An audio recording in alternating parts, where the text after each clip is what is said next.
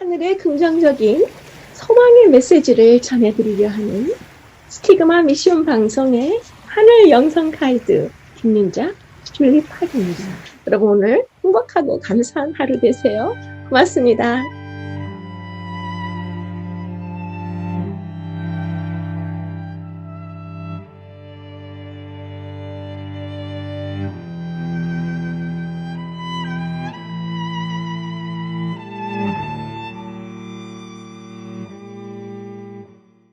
안녕하세요.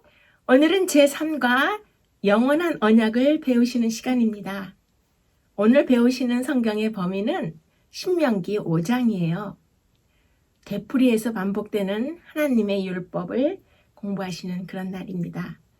신명기 전체를 6구분으로 나눈다고 했는데요. 지난주 2과에서 배우신 것이 첫 번째 부분인 신명기 1장 1절에서 5절까지 표제와 또 서론에 대한 것, 그리고 두 번째 부분인 신명기 1장 6절부터 신명기 4장 43절까지가 이제 역사의 회고, 모세의 역사의 수업인데요. 그 부분을 제2과에서 다 배우셨어요. 그래서 오늘은 이제 신명기 전체에서 세 번째 구분에 해당되는 신명기 5장부터 26장까지 가장 넓은 범위인데요. 하나님의 계명에 대해서 율법을 다시 해석하시는 그런 중요한 부분에 대해서 우리가 오늘 그 초반부인 신명기 5장을 공부하시겠습니다. 신명기 5장에서 26장까지의 중요한 부분들이 많이 나오지만 오늘은 이제 그 시작 부분인데 특별히 시작 부분에서 하나님을 사랑하는 것을 많이 강조하고 있죠. 오늘 주제의 성경절, 기억절을 이제 첫째 소재의 메시지와 연결해서 생각해 보도록 하겠습니다. 창세기 17장 7절입니다. 내가 내 언약을 나와 너 및 내 대대 후손 사이에 세워서 영원한 언약을 삼고 너와 내 후손의 하나님이 되리라. 네, 지금 보시는 창세기 17장 7절에서는 성경 전체에 걸쳐서 언약과 복음이 항상 함께 나타나는 걸 알 수 있죠. 언약의 핵심적인 진리는 첫 시작부터 오직 믿음으로 말미암는 구원이라는 복음이 강조되는데요. 성경 전체에 걸쳐서 이렇게 언약과 복음이 항상 동행하는 것은 언약의 핵심적인 진리가 바로 믿음으로 말미암는 구원이라는 하나님의 복음이기 때문입니다. 그러면 이것을 잘 보여주는 성경절이 창세기 15장 6절입니다. 아브라함이 여호와를 믿으니 여호와께서 이를 그의 의로 여기시고. 네, 지금 보시는 이 창세기 15장 6절은 로마서 4장 5절의 말씀과 연결해서 보시면 이해가 더욱 잘 되실 거예요. 경건치 아니한 자를 의롭다 하시는 이를 믿는 자에게는 그의 믿음을 의로 여기시나니.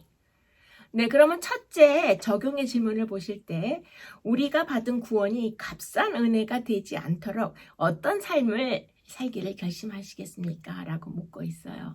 로마서 4장 2절이 또 그 답이 된다고 생각합니다. 만일 아브라함이 행위로서 의롭다 하심을 얻었으면 자랑할 것이 있으려니와 하나님 앞에서는 없느니라. 네, 죄를 짓지 않고 윤리적으로 모범적으로 살아서 하나님도 어쩔 수 없이 복을 주셔야 하고 또 구원을 베풀 수밖에 없는 사람이라면 아이러니하게도 그 사람은 예수님을 스승이나 본보기 혹은 조력자로 볼 뿐이지 구세주로 여기지 않을 것입니다. 나란히 하나님 앞에 서서 중보해 줄 예수님보다 스스로의 선한 의지를 더 깊이 신뢰하게 되는 건데요. 예수님을 따라가면서도 직접 자신을 스스로가 구원하려 애쓰는 것을 우리는 셀프 구원이라고 불러요. 역설적이게도 이것은 예수님의 복음을 부정하는 상황으로 가는 것인데요. 성경의 규칙을 어기는 방식만이 아니라 모두 다 지키는 방식으로도 구주 대신 예수님을 거절할 수 있는 그런 위험을 보여주는 것입니다. 로마서 4장 3절을 보시면 성경이 무엇을 말하느냐? 아브라함이 믿음에 이것이 저에게 의로 여긴 바 되었느니라 라고 말씀하고 계시죠. 도덕적인 성취 위에 정체성을 구축하는 신앙이라면 다른 세속적인 추구나 관계를 토대로 정체성을 쌓아가는 불신앙과 영적으로는 똑같은 과정을 밟는 것입니다. 양쪽 모두 죄이긴 마찬가지죠. 선행을 쌓아서 이른바 셀프 구원에 이르고자 하면 평생 이루 헤아릴 수 없을 만큼 많은 도덕적인 행동을 낳을 수도 있지만 우리의 내면에는 자기 자신의 의로움과 또 잔인하고 편협한 생각이 가득해져서 결국은 비참한 지경에 이르게 되는 것입니다. 의지적인 인간의 행위를 통해서 훌륭한 인간이 되려고 노력하는 것으로는 흉물스럽고 자기 도취적인 우리의 속성을 처리할 수가 없는 것이죠. 아마 사단이라면 오히려 바리새인들, 쉽게 말해서 스스로 구원을 이루려고 갖은 애를 쓰는 사람을 더 좋아할 것입니다. 그래서 그들은 성숙한 크리스찬이나 아예 신앙이 없는 사람들보다 훨씬 더 불행하고 누구보다 영적 손상이 심각한 걸 우리가 알 수 있습니다. 첫째 소재의 묵상의 질문을 보시면 우리가 믿음으로 의롭다 여김을 받았을지라도 율법에 대한 순종이 여전히 중요한 이유는 무엇인가요? 라고 묻고 있어요. 매우 중요한 질문이고 또 우리가 굉장히 자주 듣는 그런 질문입니다. 우리가 예수님의 그 구속하심으로 믿음으로 의롭다 하심을 받은 후에 우리는 일단 천국 가는 티켓을 샀다고 생각해요.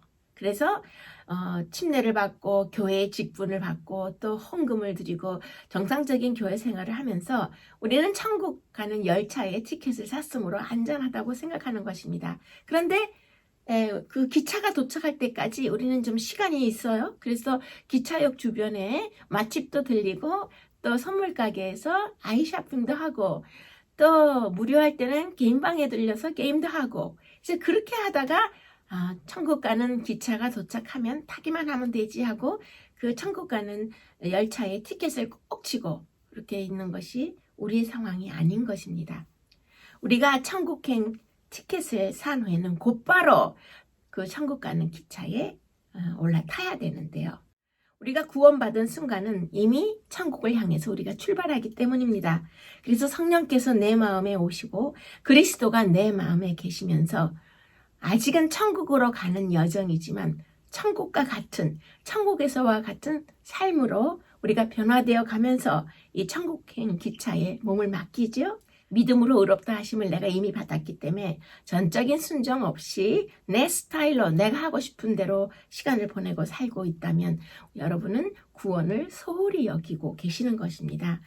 그리스도께서 내 안에 계시다는 것을 우리가 그냥 알고 있는 거와 그렇게 내 안에 계신 예수 그리스도를 꽉 붙잡고 매 순간을 살아가는 것은 굉장히 다른 차이점이 있습니다. 그래서 이 질문에 대해서 우리는 이미 천국 가는 열차에 올라탔으므로 우리가 이제 천국에서와 같은 그런 삶을 지금 현재부터 이제 예수님의 임재하심과 또 성령의 도우심을 통해서 그렇게 하나님 안에서 살아가는 것이 그 율법에 대한 순종이 우리의 삶에서 나타나야 한다고 우리가 생각하게 되는 것입니다.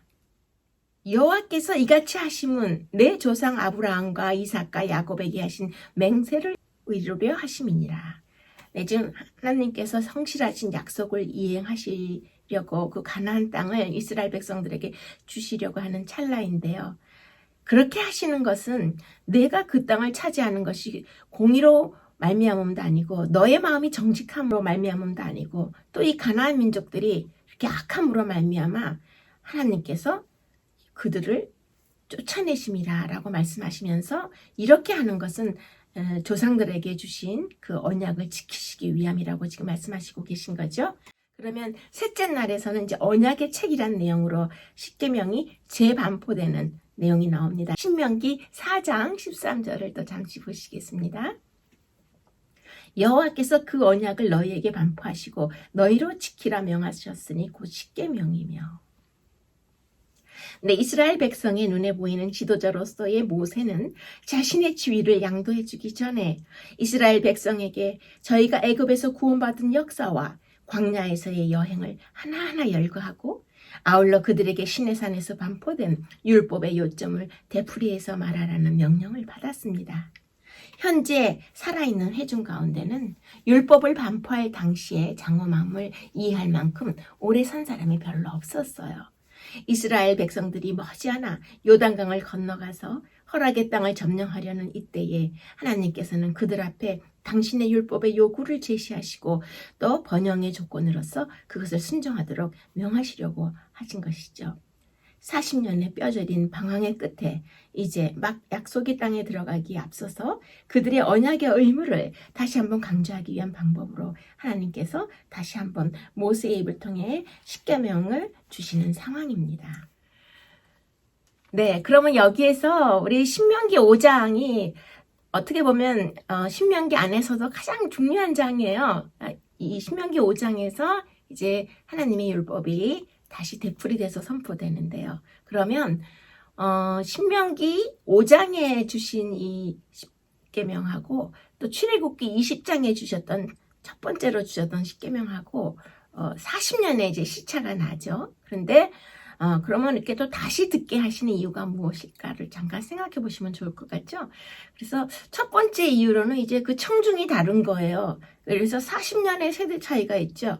그래서 시내산 아래에서 그 하나님의 십계명을 처음 들었던 그 시대보다 이제는 40년 지난 그런 그 출애굽 제2세대가 이 청중들이기 때문에 특별히 이 두 번째 세대는 하나님의 기적을 직접 체험하거나 하나님의 그런 그 섭리에 대해서 이적을 보거나 한 그런 체험이 없어요. 그렇기 때문에 모세가 더 신중을 기해서 이제 설명을 하려고 하는 것인데요.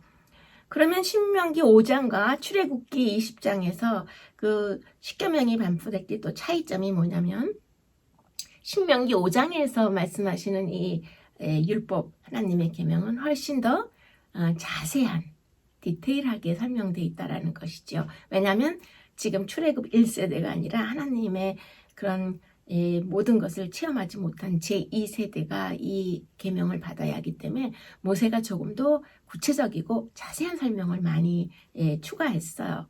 예를 들어서 넷째 계명 안식일에 대한 것을 보시면 출애굽기 20장에서 강조한 것은 안식일을 기억하라입니다. 안식일을 기억하라는 것이 주로 그 초점이었는데요. 이제 신명기 5장에서 보면은 안식일을 기억하되 그 안식일을 지켜라 하는 것이 더 강조점이고 그것을 실행하라라고 하는 것이 더 중요한 초점이 되겠습니다. 그 다음에 이제 이 신명기 5장과 출애굽기 20장에서 그 십계명이 반포될 때가 서로 다른 그 이유 중에 또 하나는 출애굽기 20장은 광야에서 이제 방황하고 유랑민족으로 이동할 때 받은 율법이고요. 신명기 5장은 이제 가나안에 들어가서 정착 생활, 이제 그 농업을 주로 하겠지만 농경 생활에 정착된 그런 생활을 대비하는 그런 타이밍입니다. 그래서 이 안식일 준수에 대해서 조금 더 구체적이고 조금 더 자세하게 설명한 것이 출애굽기 20장과 신명기 5장의 하나님의 율법을 설명하는 데 차이점이 되겠습니다.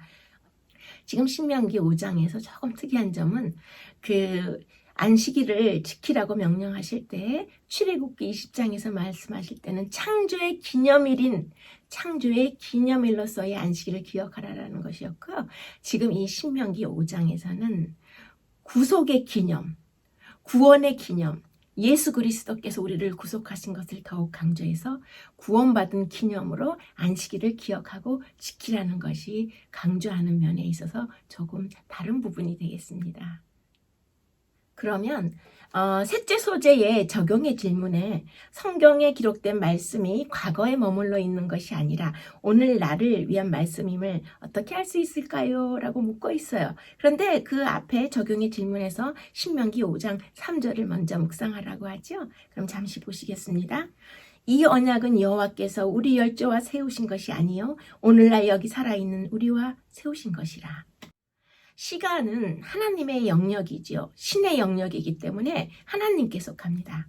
그래서 인간의 입장에서 볼 때 시간은 신비할 수밖에 없어요. 그리고 끝없는 공간 역시 신의 영역이므로 우리 인간에게는 신비일 뿐입니다. 그런데 생존을 위한 자생 능력이 전혀 없는 우리 모든 사람은 하나님이 주신 시간대에 하나님이 주신 공간에서 살지요. 창조주 하나님만은 시간과 공간을 초월하여 존재하시기 때문에 존재하는 모든 것에 대해 알고 계신 분은 오직 하나님 한 분뿐입니다. 따라서 하나님을 알고 세상을 알려면 하나님이 우리에게 알려주신 하나님의 영으로 계시된 성경 말씀을 의존할 수밖에 없습니다. 성경은 시간과 장소의 제한이 없으신 하나님의 말씀으로서 과거와 현재와 미래의 모든 시간에 제약을 두지 않으시기 때문에 오늘의 내 자신을 위해서도 하나님께서 주신 말씀이라고 우리가 생각하고 확신할 수 있는 것입니다. 그런데 오늘 이 상가를 공부하시면서 먼저 6째 소재의 더 깊은 연구를 위하여의 중요한 내용이 나와서 그것을 먼저 우리가 좀 생각을 해보면 나머지 부분을 공부하실 때 매우 도움이 되실 것 같아요.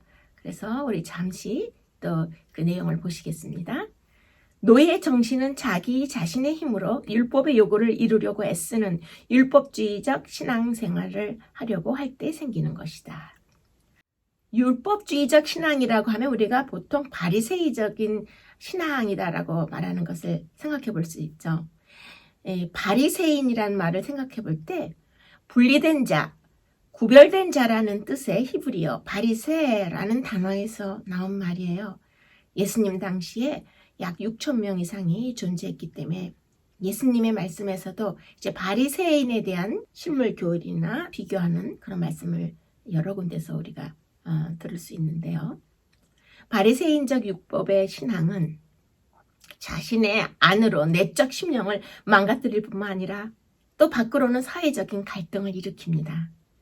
바리새인들은 스스로 의롭다는 생각을 유지해야 하기 때문에 같은 교리나 종교적 관행을 따르지 않는 이들을 닥치는 대로 멸시하고 공격하죠. 따라서 매우 독선적이고 배타적이며 불안정하고 또 쉽게 화를 내고 노여워하는데 도덕주의적이라고 주장하는 이들의 실제 모습은 추악이 이를 데 없고 또 그런 공동체일수록 안으로는 쓰라린 갈등과 분열을 겪으면서 인종차별주의와 문화적 교만주의까지 생성하는 것을 우리가 알 수 있습니다. 바리새인들은 율법적으로 자기 의가 가득함에도 불구하고 이 죄가 불러오는 절망에 대해서 한층 더 스스로 코너에 내몰리는 삶을 살게 돼요. 하나님과 세상 앞에 내놓을 일종의 이력서를 만들어내려고 발버둥 치는 것과 같은데요.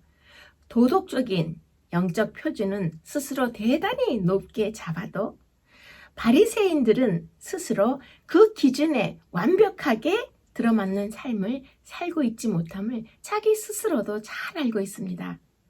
스스로 신실하다고 믿으면서 늘 교만하게 되고 또 방어적으로 자기 의를 내세우면서도 또 방어적으로 다른 사람을 비판할 수밖에 없죠. 자신의 안정을 강조하고 또 억눌린 분노를 해소하자니 증오심까지 무제한 표출하게 되는데요. 어떻게 보면 바리새인적인 이런 그 율법주의적인 그런 신앙은 아예 신앙이 없는 사람들보다 훨씬 더 그 내면에 걱정과 불안과 또 조바심을 담고 있다는 것을 알 수 있습니다. 그럼 우리가 여기에서 인간의 종교와 하나님의 복음의 차이점을 생각하면 참 좋을 것 같아요. 인간의 노력을 보고 하나님이 우리를 받아주신다고 하는 생각과 또 그리스도가 하신 일 때문에 하나님께서 우리를 받아주신다고 하는 의식 사이에는 어마어마한 차이가 있는 것입니다. 기독교는 그냥 종교일 때는 내가 순종하기 때문에 하나님이 나를 받아주신다. 그러니까 내가 한 일 때문에 하나님이 나를 받아주신다라고 생각하는 것이고요. 복음의 원리는 전적으로 그리스도가 하신 일 때문에 하나님이 나를 용납하시고 받아주신다는 것입니다. 그래서 내가 순종하기 때문에 하나님께서 나를 용납하신다는 생각과 전적으로 그리스도께서 하신 일 때문에 하나님께서 나를 받아주신다고 생각하는 그 두 부류는 큰 차이가 있는데요. 우리가 이 두 부류의 사람들이 한 교회에서 함께 예배를 드리고 또 내 바로 옆자리에 또 서로 다르게 생각하는 사람들이 나란히 앉아서 예배 드릴 수도 있죠. 나의 공로로 혹은 예수 그리스도의 공로로 하나님께 받아들인다고 생각하는 그 두 가지의 부류가 실제로는 큰 차이가 없어 보여요. 양쪽 다 열심히 기도를 드리고 타인을 위한 선행을 베풀고 또 교회와 자기 가족을 위해서 성실하게 그리스도인의 삶을 살려고 애를 씁니다. 그러나 그들의 내적인 내면의 그 영적인 정체성은 완전히 다르다는 것을 알 수 있습니다. 이 두 무리의 가장 큰 차이점은 동기에 있어요. 인간의 종교를 좇는 사람들은 두려움 때문에 거룩한 표준을 지키려고 하죠. 순종하지 않으면 이 생과 내 생에 있어서 하나님의 은총을 모두 잃어버린다고 두려워하는 것입니다. 반면에 하나님의 사랑의 복음을 따르는 자들은 그리스도 덕분에 받은 은혜가 너무 감사하고 기뻐서 순종하고자 하는 것이죠. 도덕주의자들은 버림을 받을까봐 두려워서 마지못해 순종할 따름이지만 그리스도인들은 자신을 위해 목숨을 내어주신 분을 기쁘게 해드리고 또 그분을 기꺼이 닮아가고 싶은 마음에서 순종을 선택하게 되는 것입니다. 또 다른 차이는 이 정체성과 자존감의 문제입니다. 모든 그 인간적인 종교의 틀 안에서 선택한 종교가 제시하는 그런 표준에 맞추어서 산다 싶으면 이 제대로 살지 못하는 사람을 볼 때 우월감을 갖거나 업신여기는 그런 마음을 가질 수가 있어요. 또 그 반대로 자신이 선택한 종교의 표준에 그렇게 내가 맞지 않는다라고 생각이 들면 자기 혐오에 파묻히고 끊임없는 자책감 때문에 굉장히 괴로운 신앙생활을 하게 되는 것이죠.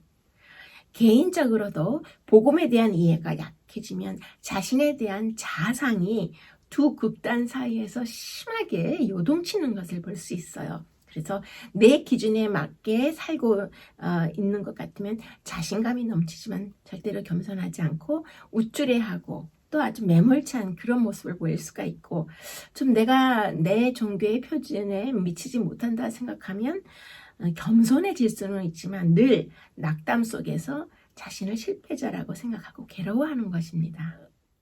누구의 공로로 하나님께 용납되느냐에 따라 그 생각의 차이가 다른 이 두 부류는 어려움과 인생의 고통을 만날 때 큰 차이를 보여요. 인간적인 종교와 하나님의 복음은 서로 다른 길을 제시하는데요. 도덕적인 종교는 신자들에게 올바르게 살면 하나님으로부터도 복을 받고 또 이 주위 인간이나 타인들로부터 존경과 사랑을 받을 수 있다고 가르쳐 줍니다. 그런데 막상 그들의 삶이 틀어지고 어려운 고난이 시작되면 도덕주의자들은 심각한 분노에 시달리지요. 남들보다 내가 더 열심히 옳게 살아왔는데 하나님께 왜 이러한 일이 나에게 발생하는지 분통을 터뜨리고 분노하는 것이죠. 아니면은 그 기준에 맞지 않게 살았다고 늘 자기 자신이 부끄럽게 생각했던 사람이라면 내가 잘못했기 때문에 이런 고통이 왔다고 스스로에게 엄청난 분노를 표출할 것입니다. 그러나 하나님의 복음은 삶이 삐그덕대고 우리에게 생각지 못한 어려움이 닥친다 하더라도 그것 때문에 상처를 받고 내 자신을 비난하거나 절망에 빠지진 않아요. 오히려 하나님의 사랑의 영께서 붙들어 주시는데요. 하나님의 복음에 기대어 사는 그리스도인들은 착하게 살면 만사가 다 잘 풀리리라는 종교의 그런 기본적인 전제가 옳지 않다고 생각합니다. 네, 다섯째 소재에서는 이제 그 다른 이미지라는 내용이 나오는 것은 무엇이냐면 하나님과 하나님과의 그 사랑하는 백성과의 관계를 부모와 자식 간의 이미지로 말씀하신 것도 있고 또 한 나라와 백성, 한 기업, 큰 기업과 그 속한 백성으로 또 시하는 그런 어떤 이미지가 그렇게 다양하게 하나님께서 또 보여주신다는 것인데요. 오늘 과에서 또 가장 중요한 핵심 중에 하나가 이 넷째 소재입니다. 그러면 우리 넷째 소재에서 신명기 18장 9절을 먼저 자세히 보시겠습니다.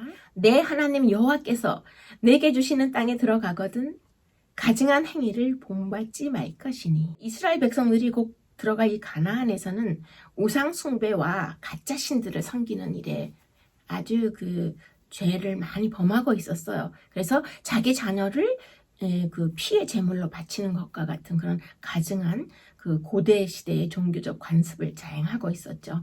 신의 이름으로 자신들의 자녀를 제물로 바칠 정도라면 그들의 문화와 종교가 얼마나 악하고 또 가증했는지 우리가 알 수 있어요. 지금 보시는 이 사진은 여러분들이 잘 아시죠? 남미 페루의 마추픽추 사진입니다. 산 위에 공중도시예요. 약 2000m 이상의 뾰족한 높은 산 위에 스페인의 그 군인들이 이곳을 쳐들어왔을 때 이제 이 잉카 제국의 그 후손들이 이렇게 높은 데로 올라가서 저 아래에서는 보이지 않는 산 꼭대기에 저렇게 공중도시를 지어놓은 건데요. 그 다음 사진을 보시면은 낭떠러지 길이 보이는데 사실 이제 저 마추픽추를 우리가 그 들리기 위해서는 저렇게 아주 심한 그 커브길이죠. 저런 길을 돌고 돌아서 아주 위험한 낭떠러지 길로 버스가 이제 올라가서 저 꼭대기 위에 우리가 도착해서 관광을 하는데요. 유럽의 스위스의 높은 알프스 산악지대를 여행하실 때는 보통 이런 안전하고 유명한 케이블 기차로 3000m 이상의 알프스 산 꼭대기까지 매우 안전하고 편하게 왕복으로 오르내리기도 하고, 아예 위험해서 낭떠러지 길로 이동해야 하는 코스에서는 이 사진의 모습처럼 그런 다양한 코스의 케이블카로 절경을 즐기면서 바라볼 수 있도록 그런 시설이 잘 돼 있어요.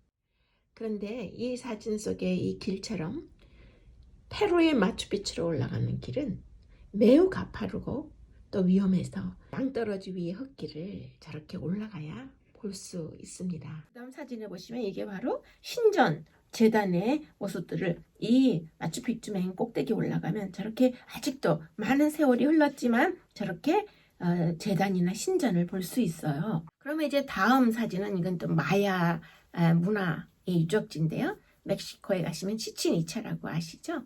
그 다음에 이런 그 피라밋은 뭐 멕시코뿐만 아니라 중남미에서도 자주 볼 수 있습니다. 그 다음 모습은 제단의식이 성행했던 그런 그 고대 문명의 어떤 그 유적지죠. 저렇게 고대 문명 발상지에서는 자녀를 신께 바치는 그런 이제 문화가 뭐 중동에서뿐만 아니라 이렇게 전 세계적으로 많이 있었어요. 그래서 가나안 민족들처럼 자녀를 제물로 바치는 그런 일들이 횡행한 건데요. 이런 데 가서 이제 여러분들이 여행을 하시다 보면 자녀를 제물로 바친 그런 이야기들을 가이들로부터 많이 들으실 수 있죠. 가나안 민족의 그런 우상 숭배에 대해서 생각하실 때 조금 구체적으로 보여드렸어요. 이 사진은 트로이의 유적이죠. 지금은 터키에 있어요. 그래서 그 호모의 일리어드에 나오는 트로이 제국에 대한 그런 유적들인데, 지금 이 사진에서 보시면 이렇게 동그랗게 그 원이 보이는 제단이 있죠. 사각형으로. 그것이 바로 자녀를 제물로 바치던 곳인데요. 저것이 아직도 남아 있어요. 그 다음에도 이제 그 트로이에 있는 이런 그 제단들이 아직도 이렇게 세월이 많이 흘러도 저렇게 유적지에 남아 있는 모습인데, 이제 저기에 들어가서 이렇게 설명을 듣다 보면은 이 자녀를 그 제물로 바치던 곳이다라는 설명을 여러분들이 들으시게 됐죠. 그래서 지금 가나안 족속에 대해서 자녀를 피의 제물로 바치는 그 우상 숭배에 대해서 하나님이 분노하는 것이 우리가 추상적이 아니라 이렇게 세계 곳곳에 모든 유적들의 고대 문명에서 그러한 우상 숭배가 굉장히 많이 성행했다는 것을 알 수 있습니다.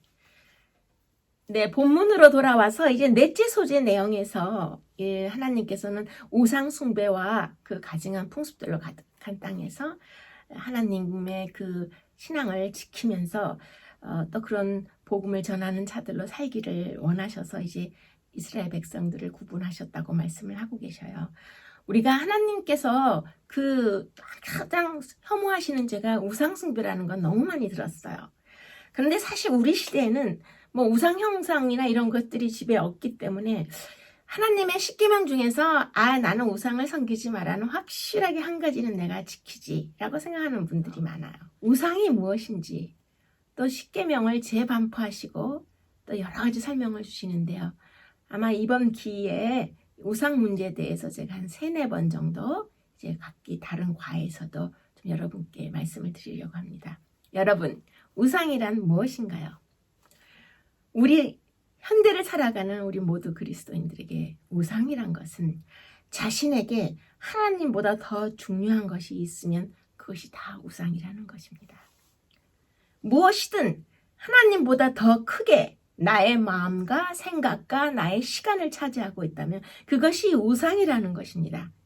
하나님만이 주실 수 있는 그 무엇을 굳이 다른 데서 찾으려고 한다면 그 다른 것이 현대 그리스도인의 우상인지, 그것이 워낙 내 삶의 중심이고 필수적이고 너무너무 중요해서 그것 없이는 내가 살아갈 가치조차 느끼지 못한다는, 그것이 바로 여러분 각자의, 또 제 자신의 가짜신 우상인 것입니다.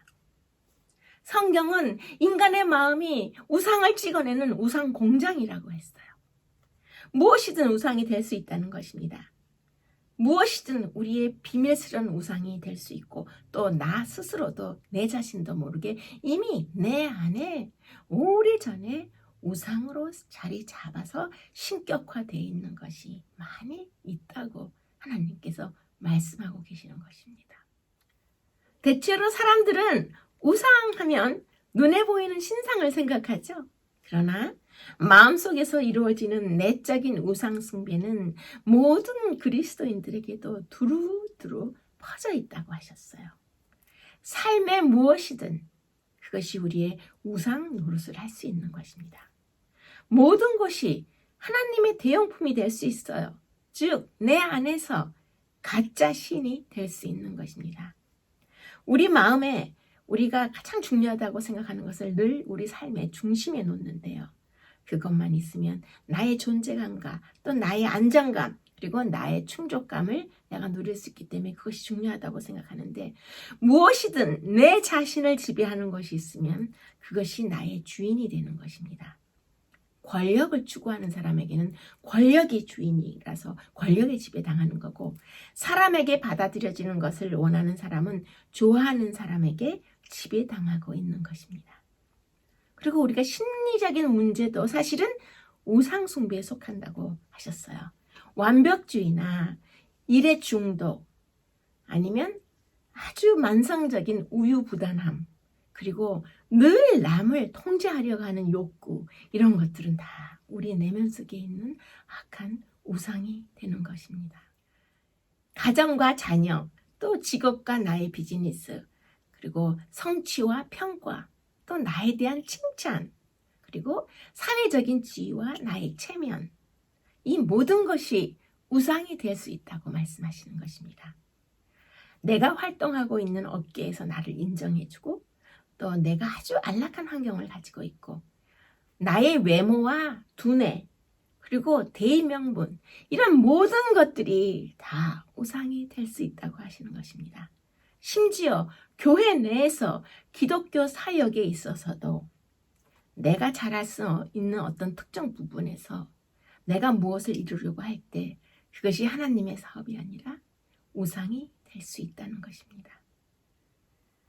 결론적으로 말씀드리면, 예수님만 계실 때, 예수님 한 분만으로 내 인생이 충분한지 알려면 나의 삶에서 예수님밖에 남은 것이 없어야 알 수 있다고 했어요. 우리의 삶이 가장 고통스러울 때는 우리의 우상이 위협받거나 우리의 우상이 제거될 때 우리가 그렇게 고통스러워 하는데요. 그것이 바로 우상의 중독 현상인 것입니다. 이런 우상이 우리를 지배하고 있는 것은 우리가 그 우상의 존재감 없이는 살 수 없다고 느끼는데요. 정말 여러분께서도 예수님만으로 충분한지, 예수님 한 분만이 남아있을 때 여러분들의 상황을 여러분들이 인식할 수 있게 될 것입니다. 다섯째 적용의 질문에서 사랑하는 관계를 하나님께서 원하시는데 여러분은 무엇을 할 수 있나요? 라고 묻고 있어요.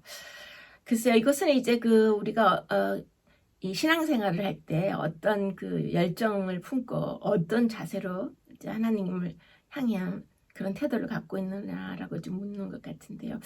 제가 여기서 이제 잠시 현대 기독교인들의 여러 가지 형태를 좀 생각해 봤어요. 먼저 우리 이 신앙생활을 하는 분들 중에 이제 인력거 교인이 있어요. 그런 분들을 항상 밀어줘야만 영적으로 살 수 있는 교인을 인력거 교인이라고요. 그 다음에 연에 달려있는 줄 있죠. 그걸 연줄이라고 하는데, 연줄 같은 교인이 있어요. 항상 누군가 꼭 붙잡아 줘야만이 하나님의 그 자녀로서 살 수 있는 그런 분이 있는 것 같아요. 그 다음에 고양이 같은 교인이 저는 또 있다고 생각해요. 왜냐하면 늘 토닥거려주고 쓰다듬어주고 늘 뭔가 챙겨줘야만이 신앙생활을 할 수 있는 그런 교인입니다. 그 다음에 이제 또 네 번째로 풍선 교인이 있어요. 이 풍선은 언제 터질지 모르는 교인입니다. 늘 불평과 불만으로 가득 차 있어서 언젠가 뻥 하고 터지는 그런 불안감을 주는 그런 교인이죠. 그 다음에 미식축구의 그 fut볼 교인이 있어요. 언제 어디로 튈지를 몰라요. 그래서 방향 감각이 전혀 없고 생각하거나 신앙을 할 때에 어디로 튈지 모르는 그런 불안한 교인을 우리가 또 볼 수도 있죠. 그 다음에 재밌는 것은 냄비 교인이 있어요. 여러분들 잘 아실 거예요. 주말 부흥회나 야영회나 뭐 이런 영적 집회에 참석하면 너무 뜨겁게 달아오르는데 그 집회가 끝나면 운전해서 집에 도착하기 전에 이미 다 잊어버리고 그 감동을 다 놓쳐버리는 그런 교인을 우리가 냄비 교인이라고 하죠. 그 다음에 송아지 교인이 있어요. 이 송아지 교인은 언제나 누군가에 끌려다니려고만 해요. 자기 스스로 하나님께 향해서 어떤 자발적인 그런 의지를 불태우지 않는 그런 교인을 우리가 송아지 교인이라고 해요. 끝으로 요나 교인이라고 우리가 생각해 볼 수 있는 것은 이름도 밝히지 않은 채 큰 대도시에 아주 큰 대교회를 찾아다니면서 뒷좌석에 앉았다가 예배가 마치면은 목사님이나 교회 지도자들하고 인사하지 않고 아주 빨리 이제 도망치듯이 황급히 나가버리는 교인을 우리가 요나 교인이라고 해요. 네, 지금 우리가 재미있게 우리 그 현실적인 우리 그 신앙생활의 형태들을 잠깐 짚어보았는데요. 지금 이 말씀을 듣고 공부하시는 여러분들은 다 여기에 절대 속하지 않는 분들이라고 생각하고 우리가 머리도 잠시 식힐 겸 이 다섯째 적용 질문에 대해서 즐겁게 생각을 해보았습니다. 우리는 별점 투성이임에도 문제 투성이임에도 불구하고 하나님의 명령을, 하나님의 계명을, 하나님의 율법을 제대로 지킬 수 없는 것을 잘 알고 있습니다. 하나님의 은혜로 그러나 용납을 받았는데요.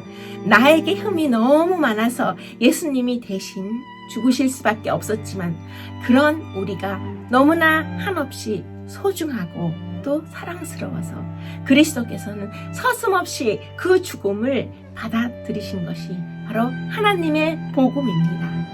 그러한 하나님의 복음으로 인해 깊은 자신감과 우리 속에 사무치는 겸손을 하나님께서 심어주시는데요. 우리는 누구에게도 우월감을 가질 수 없지만 또 누구에게도 우리 스스로를 입증해 보이려고 노력할 필요도 없습니다. 나를 더 부풀리지 않아도 되고 또 나를 억지로 축소해서 작아 보이려고 할 필요도 없어요.